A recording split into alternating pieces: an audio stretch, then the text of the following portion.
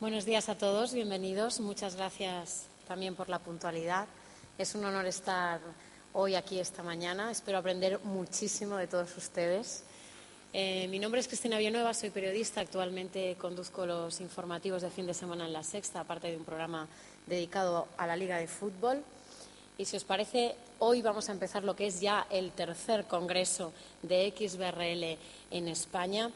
Y tengo que reconocer, por mi parte, que la primera vez que la Asociación de XBRL España se puso en contacto conmigo, pues quise indagar un poquito qué significaba esto de XBRL, porque había escuchado algunas cosas, sobre todo en foros financieros y económicos, pero realmente qué significaba, pues no lo tenía muy claro. Entonces, lo que hacemos todos los periodistas, ¿no? Internet, las nuevas tecnologías ayudan para eso. Y básicamente, pues la definición, aparte de la traducción de las siglas en sí, pues está muy bien lo que tenemos aquí del estándar de reporting financiero. Pero aparte de la definición, pues encontramos también el gran trabajo que se está haciendo en estos 3 años de difusión, de que esto llegue a todas las partes y a todos los rincones de España. Así que podemos decir que hay mucho de qué hablar de presente ya, porque ya es una realidad, pero sobre todo de futuro.